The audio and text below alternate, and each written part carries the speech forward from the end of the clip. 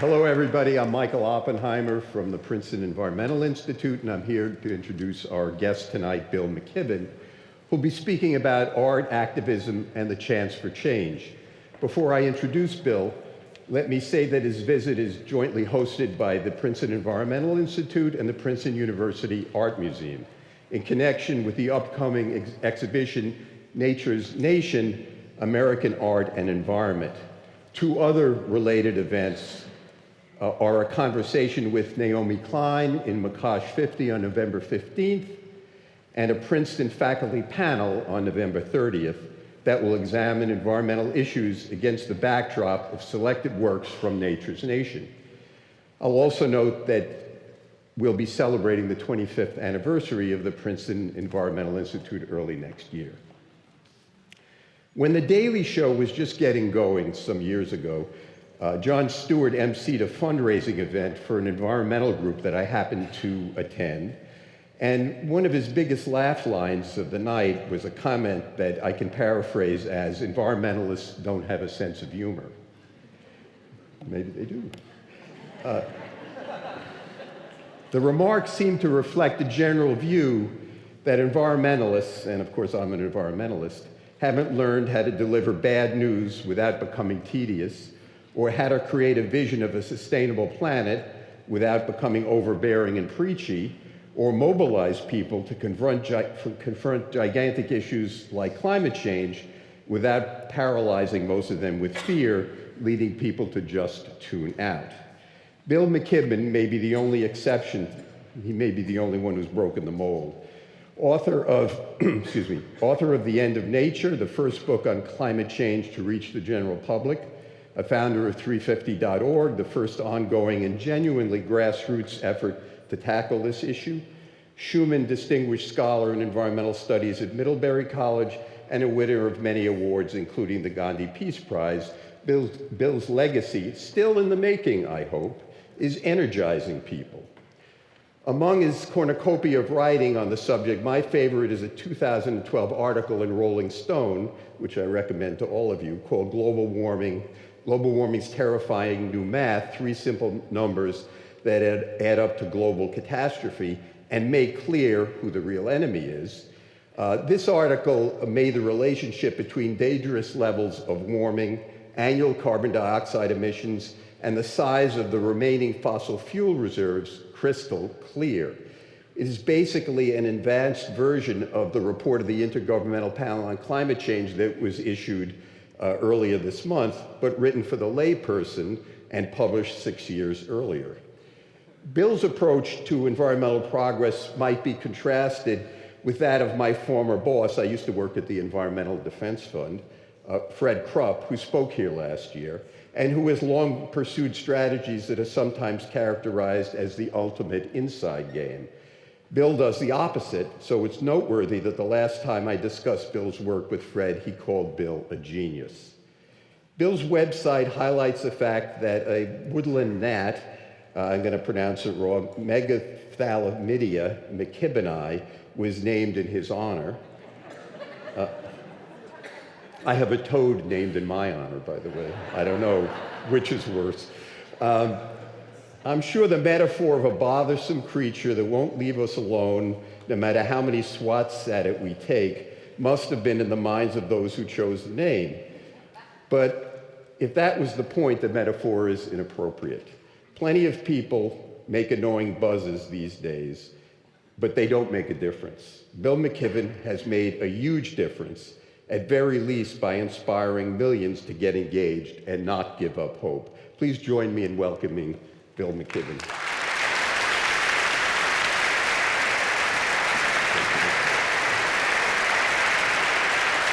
Well, many thanks.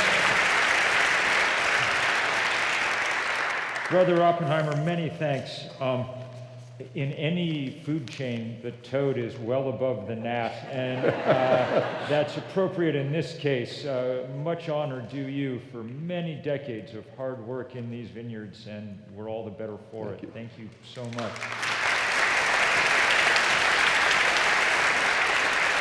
It is an enormous honor for me to get to be here because of this remarkable show. that we've just been touring. If you haven't been able to see it yet, you must get over to the museum and take a look at it. It's quite remarkable.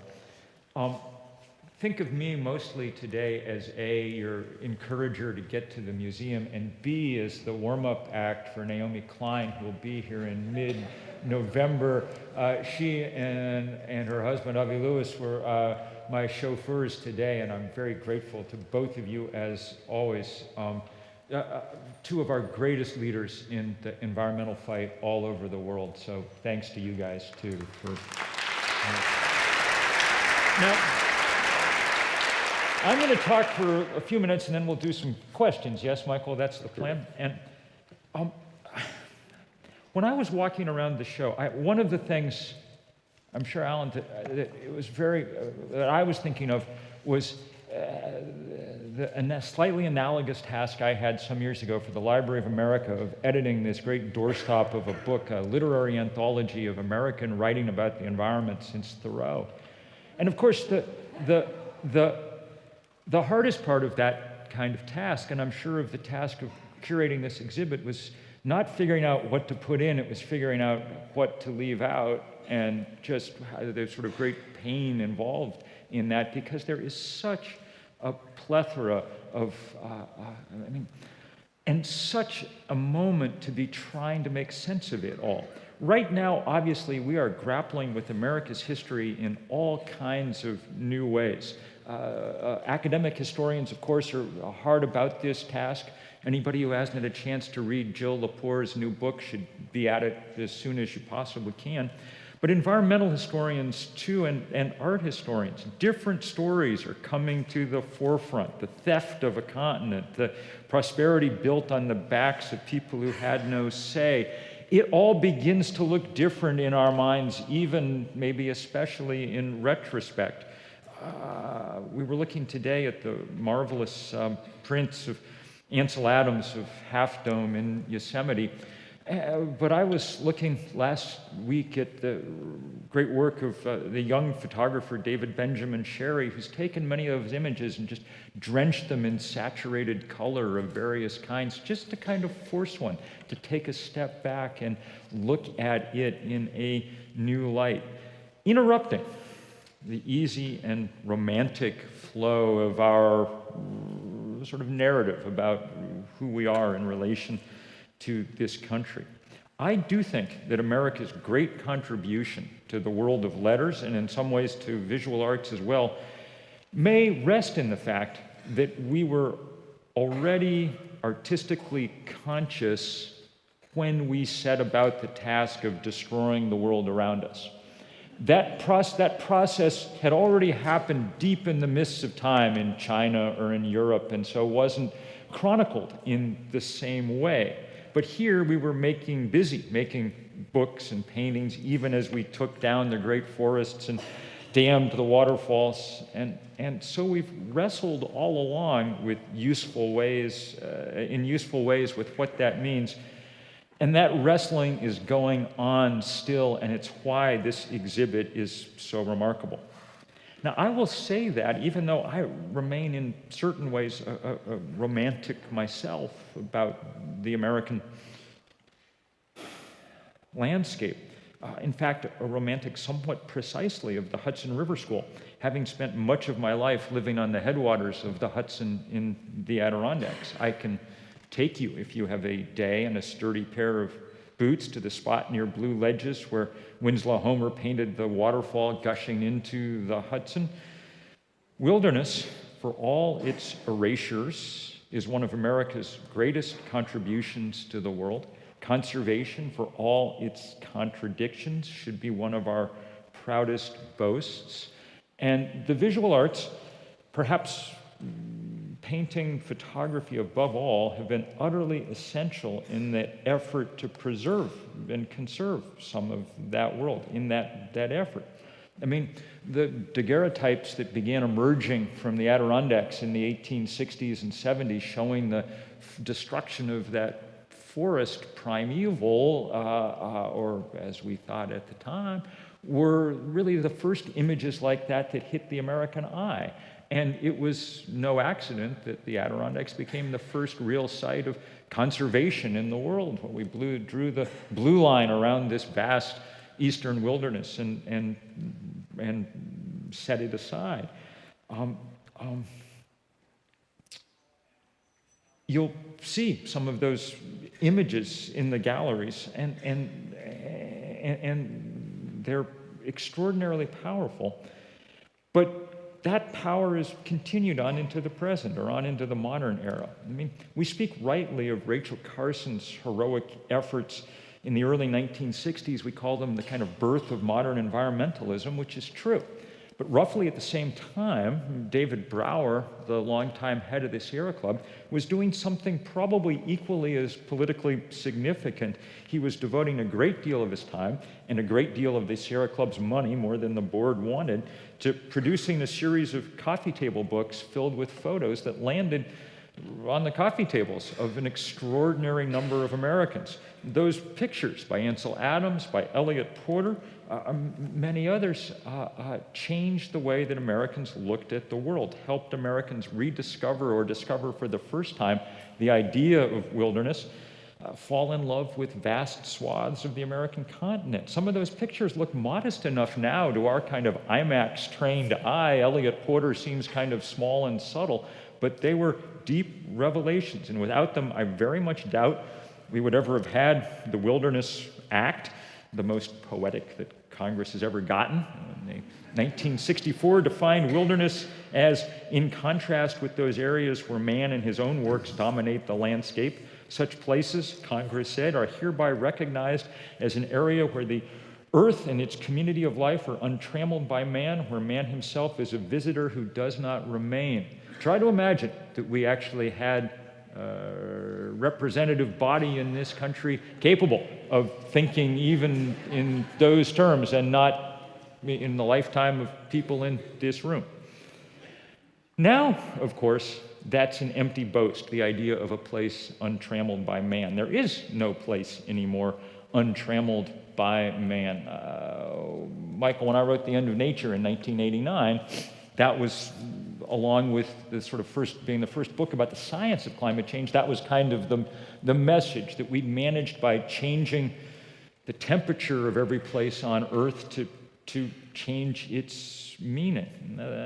Thoreau had once boasted that he could walk half an hour from his home and come to a place where no man stands from one year's end to another, and there, consequently, politics is not, for politics is but the cigar smoke of a man.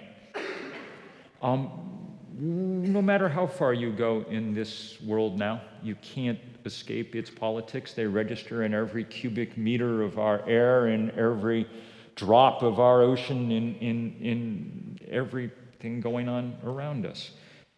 We are in a fight of immense proportions now, the greatest fight that humans have yet undertaken, and a fight that we are losing badly.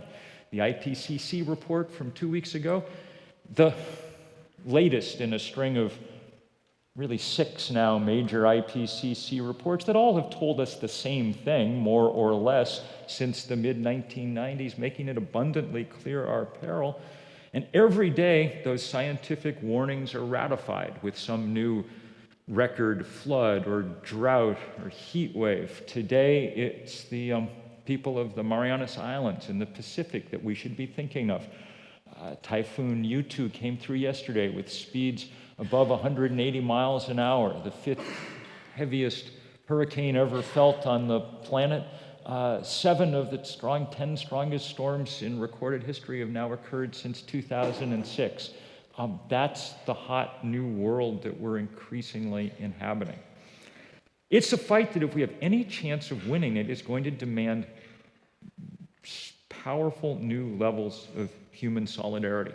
When you look at the migrant caravan approaching us from the south, do not think, I don't think of our peril or the danger that it seems to me to represent no danger save the danger that the people fleeing those places are fleeing.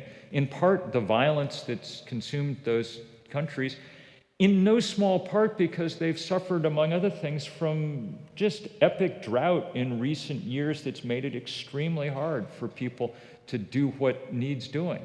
By now, that's a familiar story. Academics credit much of the flight of millions of people from Syria to the drought, the deepest drought we've ever seen in what we once called the Fertile Crescent, that helped trigger the Civil War, that has helped create chaos across the politics of the Western world. It's a fight that demands not just solidarity, it's a fight that demands enormous economic change. Naomi Klein has written better about that than anybody else on the planet. There are reminders of that too every day. Yesterday, the Attorney General of the state of New York announced that the state of New York was filing suit against Exxon for the deceit and fraud that had accompanied its 30-year campaign of obfuscation about climate change. One hopes that these companies will be held accountable and in some small way begin the work of repaying the damage that has happened as a result of that obfuscation. It's a fight that's being met with stunning backlash. Even as we try and get someplace new, the fossil fuel industry and its forces are undergirding much of it's impossible to imagine, say, Donald Trump's election without some of this pushback against perceived new threats.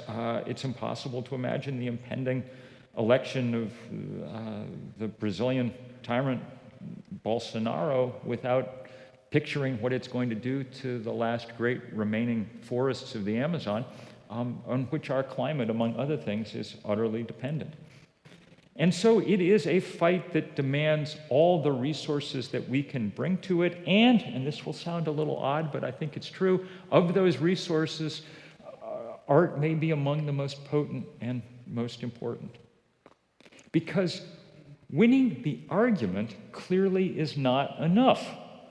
Michael and his colleagues in the hard sciences won the argument in the 1990s. By the mid-1990s, there was a broad scientific consensus about what was happening, about the threat that it represented, about what to do about it, about how it would play out. Nothing at the core of that message has changed over the last 30 years. We knew what was going on, and there's no argument against it.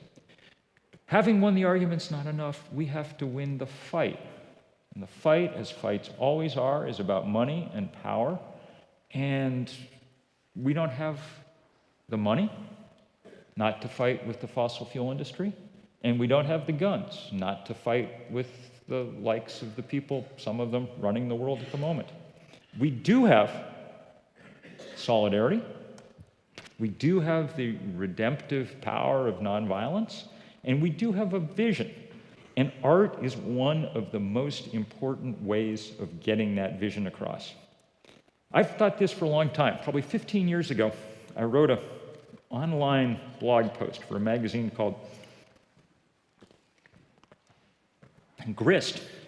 And I asked the question, where is the art about climate change? All the other crises that we face, say the AIDS crisis or things, have produced epic works of art. Why not this one? Be careful what you wish for. Immediately upon publishing it, every bad poet in America sent me their poem about climate change. In fact, I think it's understandable why we didn't have that art for a while. It's because so much of human history was taken up with the conflict between humans and other humans. That's where most of our theological resources lie. That's where so much of our because those were the grip. Nature was the background for our activities, and that nature had become the foreground, and that the conflict between human beings and the physical world that took a while to sink in, but it has sunk in. And now we see movies and operas and paintings. And that's a very good sign, because these things help with what we need more than anything else. Not a shift in laws as much as a shift in zeitgeist that will precede the laws that need to come and the economic shifts that need to come. The technologists have given us the tools, the solar panel, the windmill, that we need to get off fossil fuel, but now we need the will to put those things in place at a speed that has some hope of catching up with physics. And of the sources of will, that art is high on the list.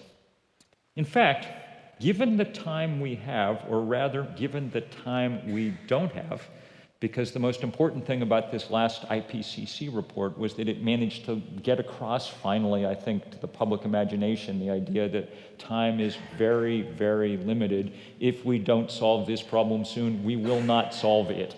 That's the basic truth.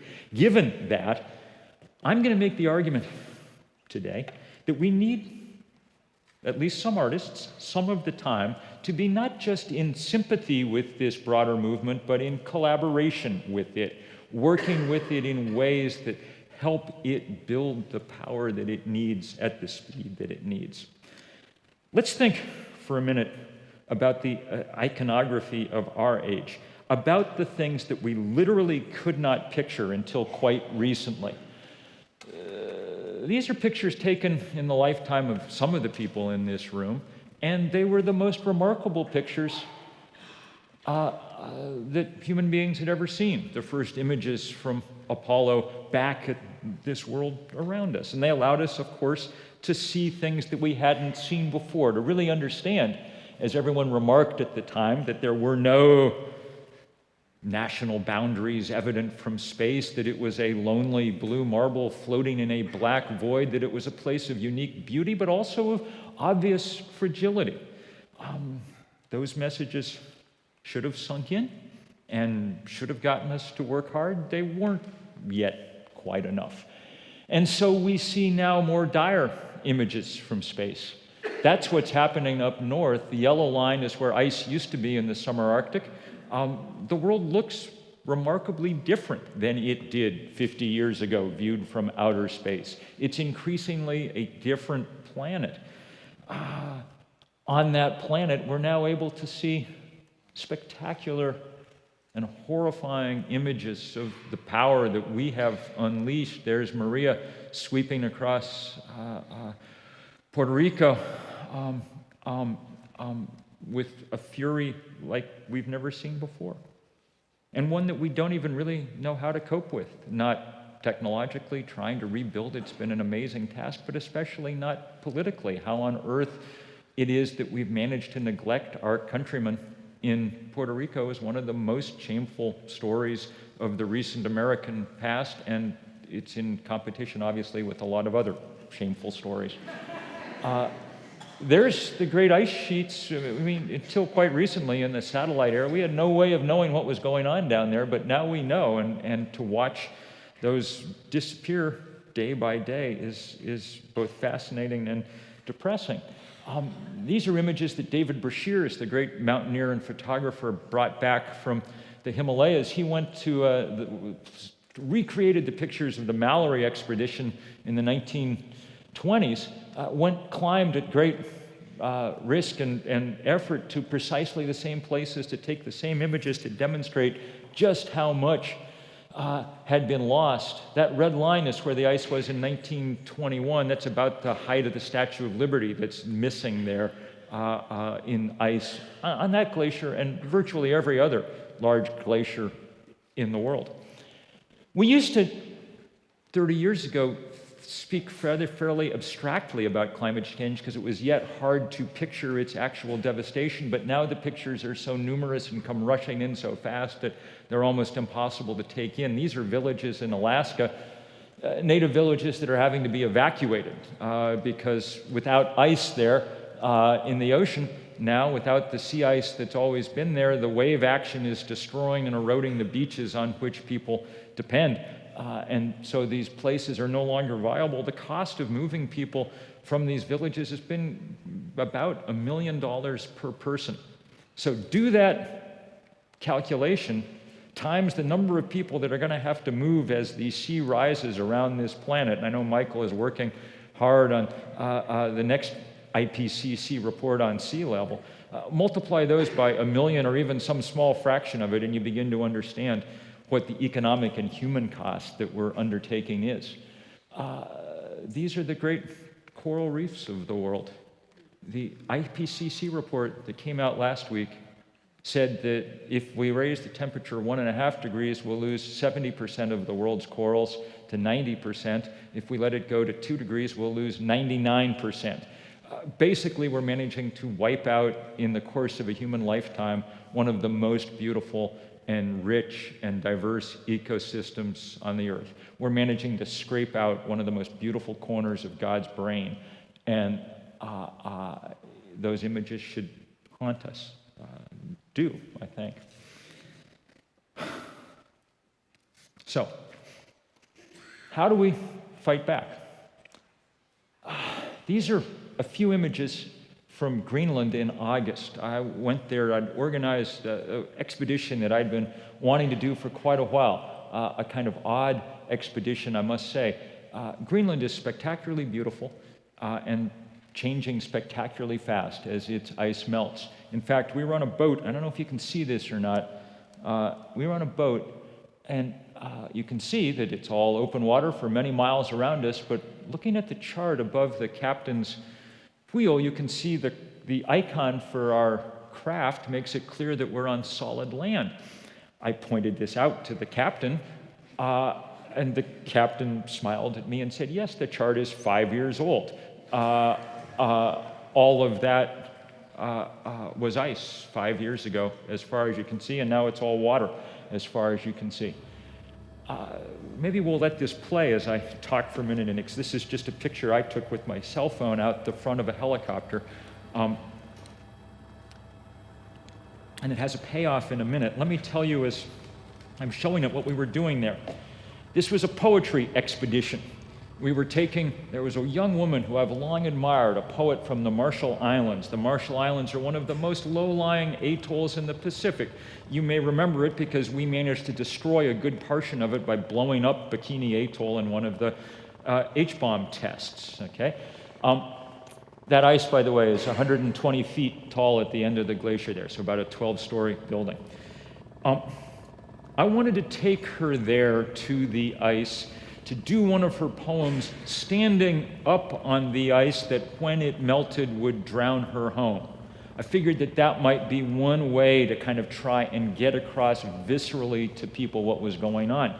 She recruited a young Greenlandic native poet, a woman named Akka Niviana, because her way of life is disappearing beneath her feet as Greenland melts and as many of the villages along its edge become more and more difficult to inhabit. Just to give you this image now is just to give you a sense to have in your mind, okay, of what is going on around the planet now every minute of every day. We just happen to be there flying over this particular chunk of ice at the moment that it decided to let go. And a piece of ice far bigger than this building we're in now, okay?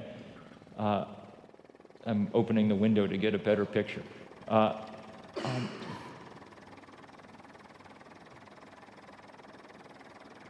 I'm no great photographer, but keep those 40-foot waves in mind the next time you think about sea level rise, just to give you a kind of sense of what it is that's happening now every second around the world.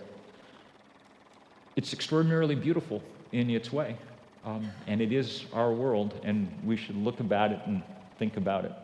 But those are the poets, and you can see the results of there's about a 6-minute video that they did, and if you go just Google Greenland poem, I think it's the first thing that'll come up because millions of people have watched it now. It's powerful, and it is angry, and it is also in solidarity and hopeful. At 350.org, we've organized about 20,000 demonstrations around the world in every country except North Korea over the last 10 years. Almost all done by volunteers everywhere. And each of them in its way is a kind of art project in and of itself. Many, many have just taken thousands of people and spelled out images, or even just spelled out the number 350 for 350 parts per million CO2 against a wide variety of backdrops, natural and human. It's been amazing. But sometimes we've tried very consciously to use art in our work. There was a day when we had what the papers described as the biggest art project in the planet's history. We had to borrow a bunch of airplanes and then satellites to get these images because they were so large. Tom York of Radiohead there had assembled several thousand of his close friends and given them raincoats, blue raincoats, so that they could make that image. Those of you with a good classical education will recognize the image of King Canute trying in vain to hold back the rising seas. That was an image with thousands of people in the DR, an image that's all too common now in our iconography, people having to flee through the roof of a building as it floods from the bottom stories. That scarab beetle is pushing solar panels across the Egyptian desert. That's a great polar bear on the Iceland glacier. That was maybe my favorite. Friends of ours at the Santa Fe Art Institute organized it, and at the precise, this is one of these dry arroyos, or now dried out rivers in the Southwest. At the precise moment that the satellite came over, 3,000 people put blue blankets up overhead just for a second to bring that river back to life. Those kind of things are extraordinarily important. There are other kinds of art that are just as key, and things we don't necessarily think of exactly as art, but in a sense are. Civil disobedience works as an increasing part of this effort, in part because of the images that it produces. Some of you will remember the remarkable stand at Standing Rock on the Sioux Reservation 3 years ago now, in the effort to stop 2 years ago now, in an effort to stop the Dakota Access Pipeline coming through that territory.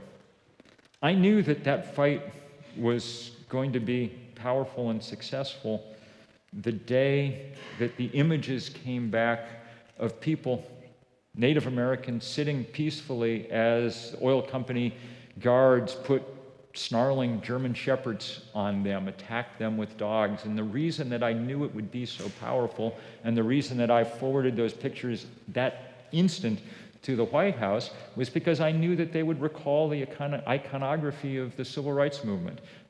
Save for color versus black and white, they were the same image as the dogs at Birmingham attacking school children. And indeed, the White House and many other people responded to those images. Barack Obama, somewhat to our surprise, put the kibosh on that Dakota Access Pipeline, and it would not have been built had Donald Trump not won the election some weeks later.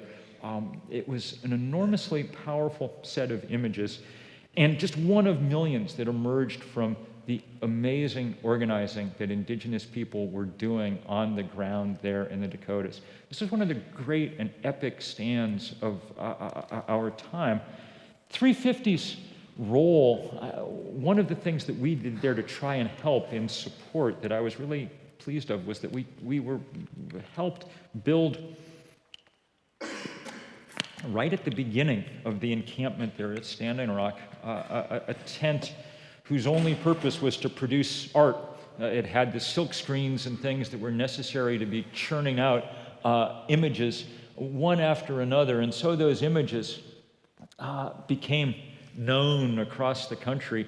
They were the face, in a way, of that fight.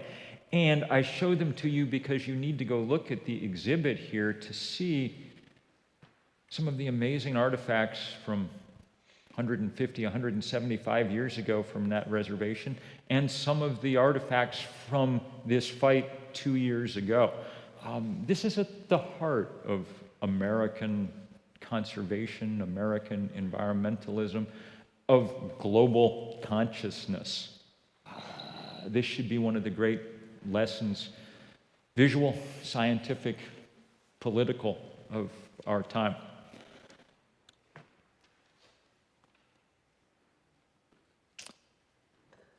A few weeks ago in San Francisco, we had the biggest. We had a day around the world with about 900 rallies in many places, 50,000 people in Paris, 35,000 people in Kampala, Uganda, all kind of trying to bring attention to the IPCC report and the effort in California to assemble the world's cities and states to try and reach some kind of post-Paris attempt to continue the momentum towards an energy transition.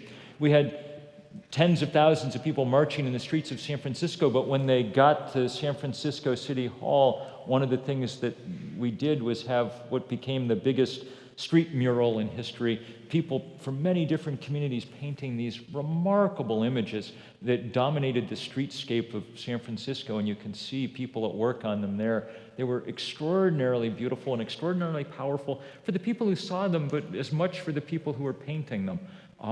It became a way of really sort of trying to turn that energy of protest inward a little. It was a remarkable thing to watch and to participate in. I think that Rebecca Solnit was here as part of this conversation at some point, the great essayist and writer. Her brother, David Solnit, is 350's artist in residence, and he was responsible for coordinating all this work, a remarkable human being. Michael, I'm running over, so I'm going to show just one or two more images here just to make a point about iconography that I think is important. These pictures they're a couple of years old, and they're from our crew of remarkable activists on these low-lying islands of the Pacific. The Marshalls, Micronesia, the Solomons, Vanuatu, Tuvalu, places like that. Places that, many of them that may not exist past this century. Places with thousands and thousands of years of human history, places that have done literally nothing to cause the problem that imperils them, places where people have taken as their slogan, "We're not drowning, we're fighting." And one of the ways in which they were fighting most creatively was to build on each island, this is in Tokelau, one traditional canoe, traditional design, and then take them all to Newcastle in Australia, which is the largest coal port in the world, and there use them to blockade for a day the biggest ore ships in the world as they came out of the harbor. Now, I show you those pictures because I want to make the point that there are certain tropes that just kind of click in the human mind. And of those tropes, maybe almost the simplest and most powerful is the many and the small against the big and powerful and few, okay? This is the Rebel Alliance versus the Death Star, okay? And that's how to understand it, and that's, if we're going to get out of this, how we're going to have to act. And that image struck me so hard because just the same autumn, and by the way, those had enormous effect. The city of Newcastle, biggest coal port in the world, voted a few months later to divest its pension funds from fossil fuel. Think about that for a minute, and then ask yourself why Princeton University, one of the richest institutions on planet Earth, hasn't yet seen fit to divest its endowment from fossil fuel. Okay?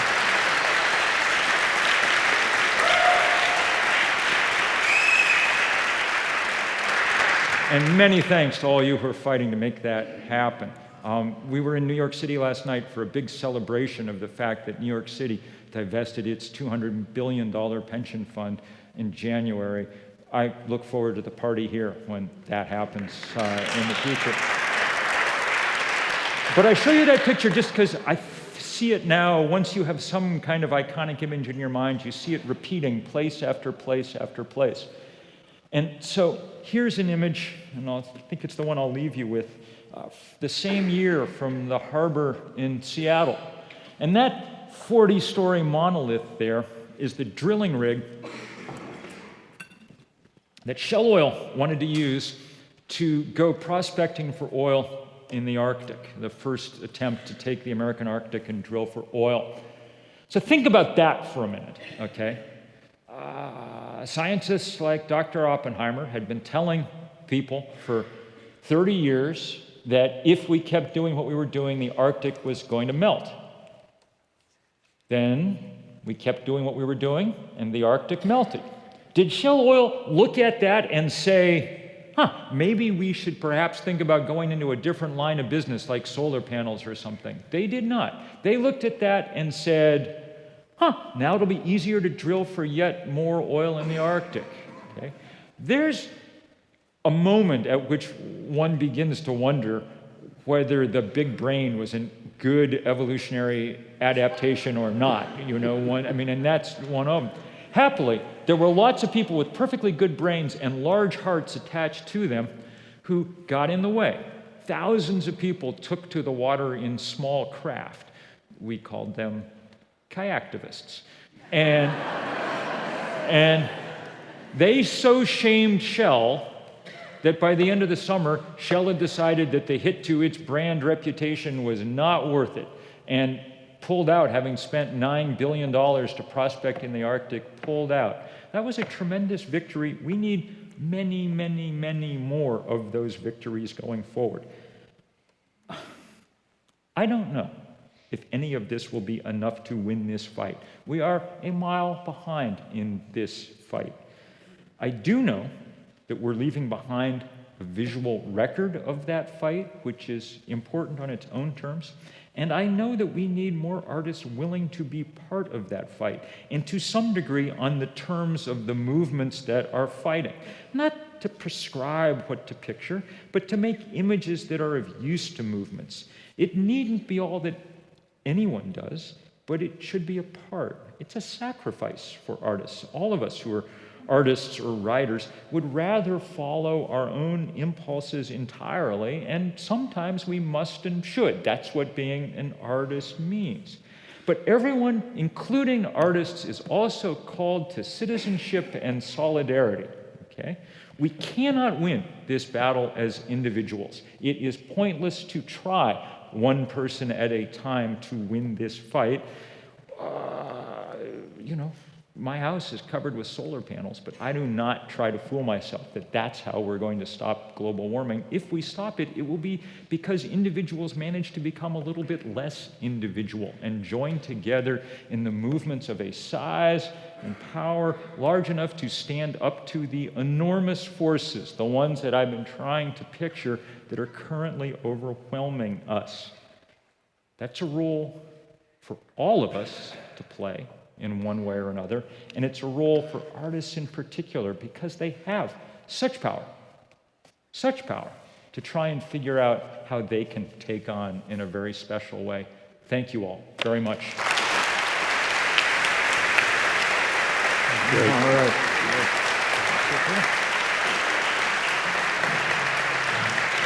So we have time for about 15 or 20 minutes of questions. Bill will take his own questions. And we have mics circulating in the audience, so just raise your hand and Bill will be happy to answer. Do my best to see. Up there. Wait till the microphone comes. I still can't see where that is. Okay.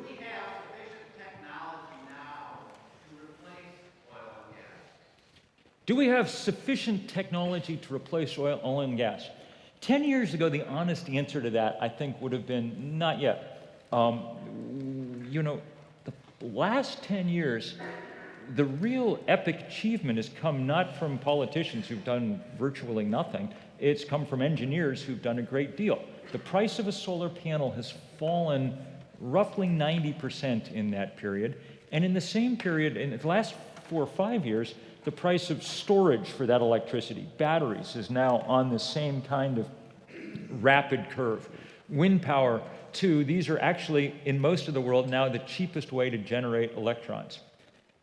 What does that mean? That means that if we really wanted to make the all-out effort to do this, and it would be an all-out effort comparable to what we had to do when we got into World War II, changing our industrial makeup to really prioritize the things that needed making. If we really wanted to, we could make that transition in time enough to matter. We are going to make it. 75 years from now, the world's going to run on sun and wind because free is a hard business proposition to argue with past a certain point, okay?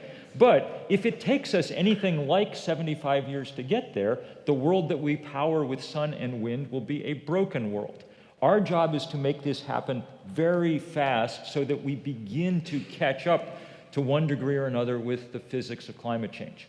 At this point, we also have to do the work of removing carbon from the atmosphere somehow. Changes in the way that we use land, forestry, these are topics that Michael is far better on than most people in the world. So, but I think the basic answer to your question is, yup, if we really wanted to get down to it, technology is not the obstacle. The obstacle above all is the political power of the fossil fuel industry, which has proven itself willing to try and preserve its business model for another 10, 20, 30 years, even now at the obvious cost of breaking the planet.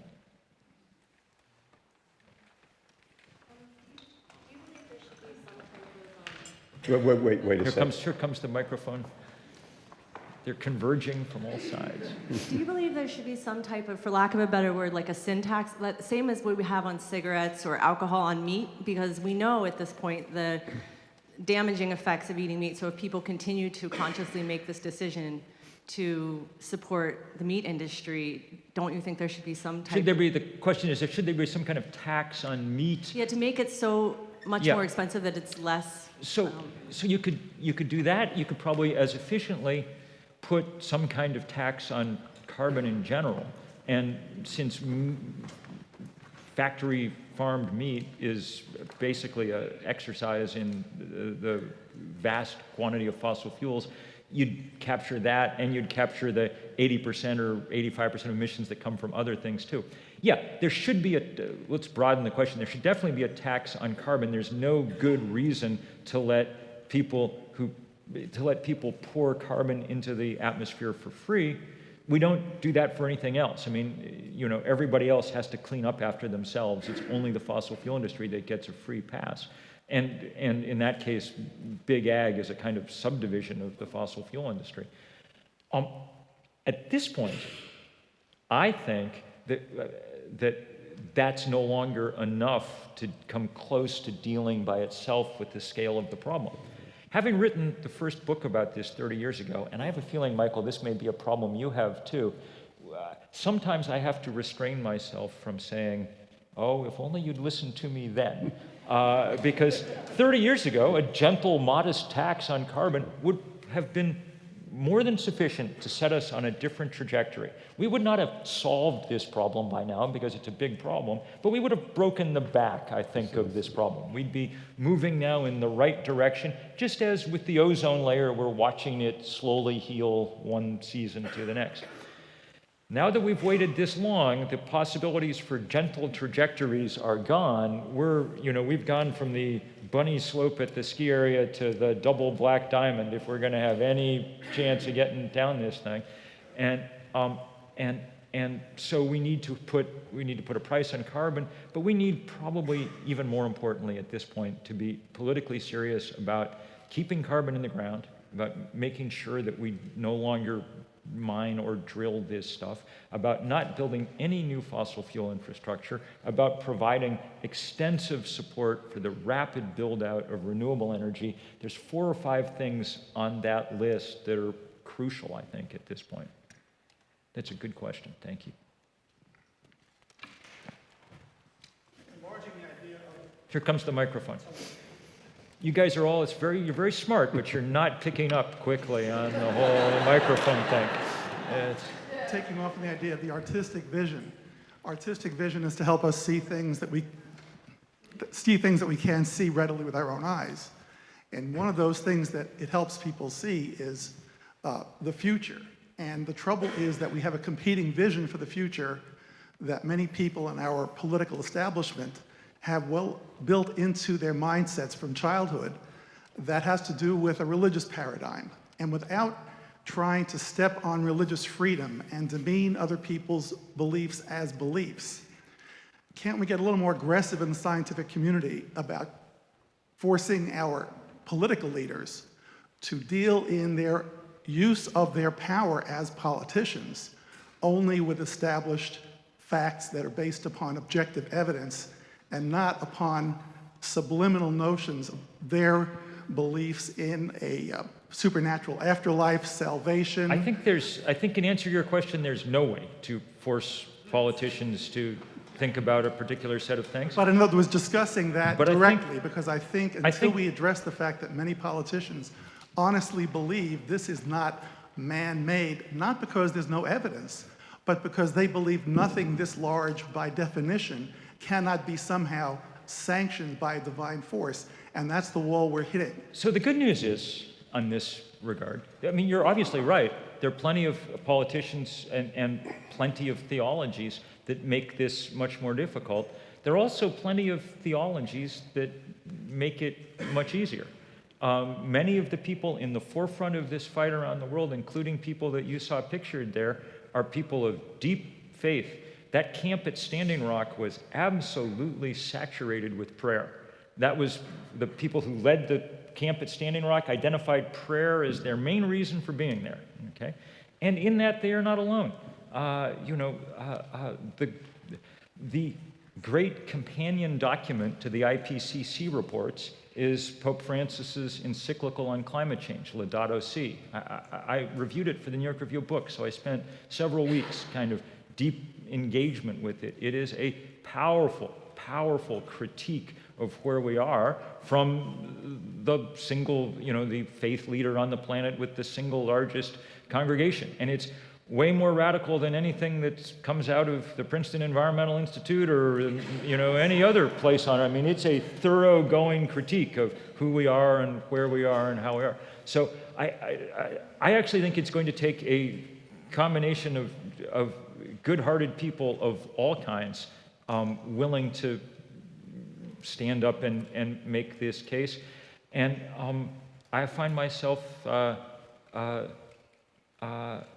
at least as at least as hopeful of faith communities as allies as I do of almost any other community going forward. Can I add something to that? Yes. I met a lot of politicians and so-called leaders in my life, including a few good ones. And I've had a lot of conversations with them about climate change. And I sincerely believe that almost none of them disbelieve the science and the privacy of their own head. They know what's going on, they are aware of it. They either are hypocritical and chicken-hearted, or they just don't have, and they basically just don't have the willpower to exert the leadership. Real political leadership could make a big difference on this issue. People don't want to see this problem continue by and large. That's a good point.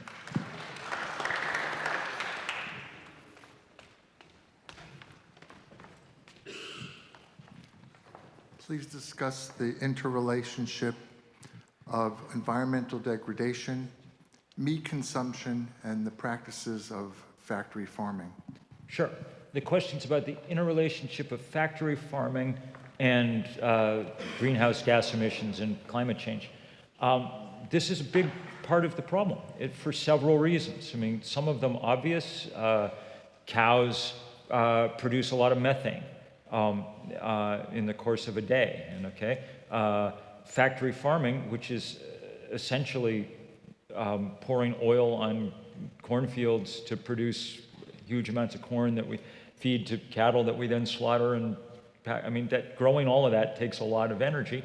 And maybe most consequentially, we continue to cut down enormous amounts of productive rainforest in order to. So we think the latest estimates I've seen are that agriculture accounts for roughly 18%. A little more than that, taken as a whole. 18, 20, some percentage around that of emissions. So it's a big part of the problem. The reason I think that we tend to concentrate at we've taken at our brief at 350 to really take on the fossil fuel industry, And there's two reasons for that. One, it's much the larger share of emissions. And two, though extremely powerful, the fossil fuel industry at least has the advantage of presenting a manageable number of targets. There's 70 or 80 companies that are engaged in it, in essence. And we at least can identify them and know who they are. There's big gains to be made in agriculture, and people are starting to make them. The problem from an organizing point of view is there's a couple of billion farmers on the planet, and many of them have been, to sort of change those scale of practices and things is daunting. And I think that's probably why there's been less activism around it. But as people do it, we'll do our best to help them, point them in the right direction, cheer them on. I can tell you that at 350.org we have, and Naomi can tell you this too because she's on the board, we have a staff of 100 people scattered around the planet, all of them younger than Naomi and me. That's the largest organization in the world whose full-time job is fighting climate change. That should give you some pause, okay? Make you a little nervous. I know it does me. And it should also give you a little pause in finding new tasks for us to do, because we've got enough. So people should definitely build movements, and we'll give them all the help and advice we can. Let's look to the other side Yes. of the room. Why don't you pick for a while, because I'm having trouble There's one seeing. there. In the beret. Yeah. You've basically said that solar and wind power are their future. What is your understanding of a change in the political climate that would allow a government organization like SERI to be reinstated? SERI is Solar Energy Research the Research Institute, used to be the in arm Golden, of Colorado. NREL. Yeah.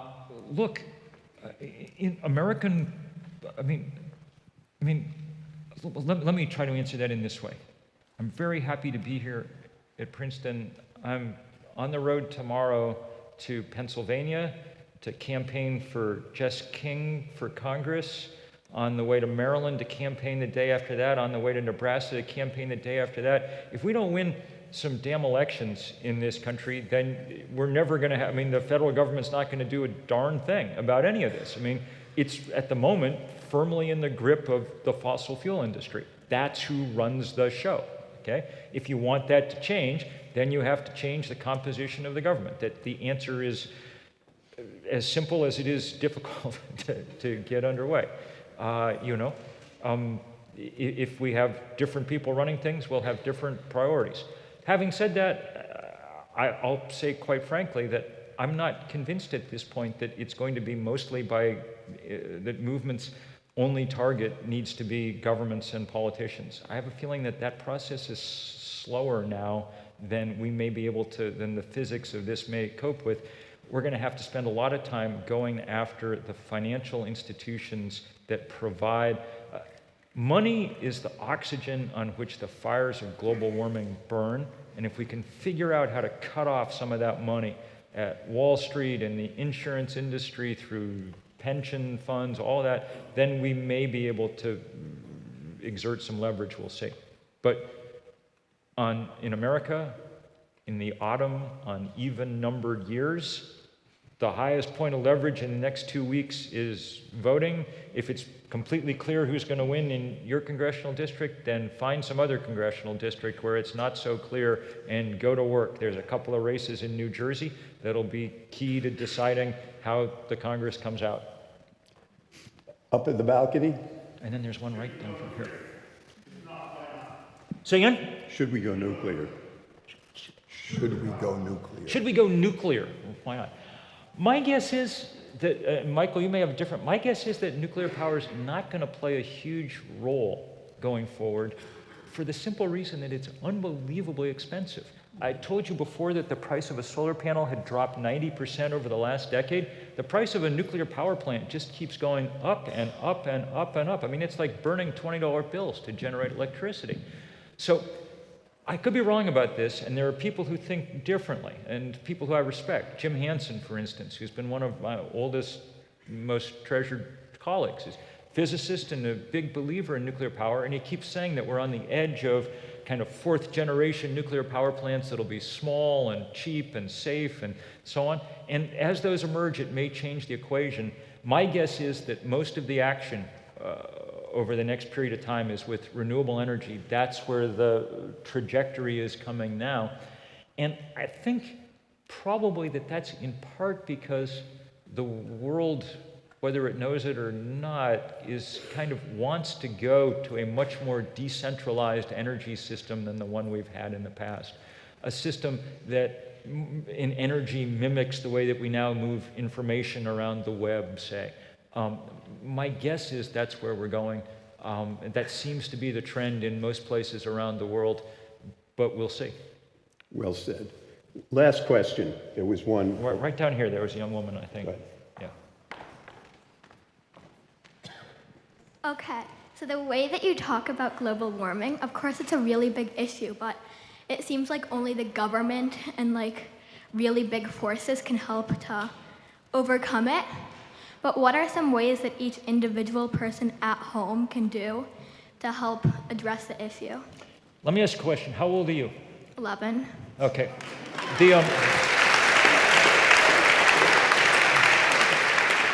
So in many ways, at least this fall, the most important global warming activist in the world right now is a 15-year-old girl in Sweden, Greta Thunberg, 15 years old. Now, I'm not going to suggest you do this because I don't want to get in trouble with your parents, okay? But she did something, have you been following this story? She did something quite remarkable in Stockholm. She announced in the summer, she said, if our leaders don't care about our future, why should I? I'm not going to school. And she sat down in a chair outside the, whatever they call the Congress in Stockholm, in Sweden. And she's become a kind of rallying point for renewed climate movement across Scandinavia. Over the weekend, she was speaking in Finland to crowds of many, many thousands of people. And so what she illustrates to me is that on the one hand, people who seemingly have not much power in our society, girls, in fact can play an enormous role in making things change, but that probably the best way to do that is not to try to look for individual things to do in your home. I trust you're doing most of those things now, that you've changed your light bulbs, that you've installed solar panels on the roof, that the sort of obvious things that you need to be doing.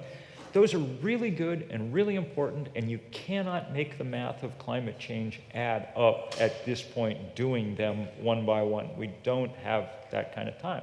So we need people doing, not only leading these fights, but joining these fights just as importantly, because there's all kinds of people who are engaged in this work, and you need to try and find them and help them and join in with them. And there's absolutely no age limit on making that happen.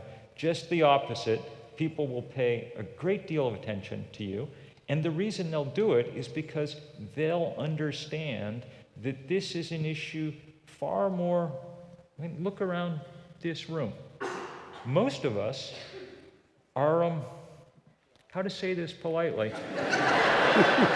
Most of us are going to be dead before the absolute worst stuff that we're talking about comes to pass, but you are not. And we all know that. We all know that it's the prime of your life that we're talking about. And so you will be listened to, and listened to powerfully as you think of ways to speak out. Thank you for speaking out today. It's a good, for you, should be a good sort of reminder of the power that you possess. And we'll look forward to following along behind you as you do good things in the time ahead. Thank you all very much. Thank you, brother. Great to have you here. So good.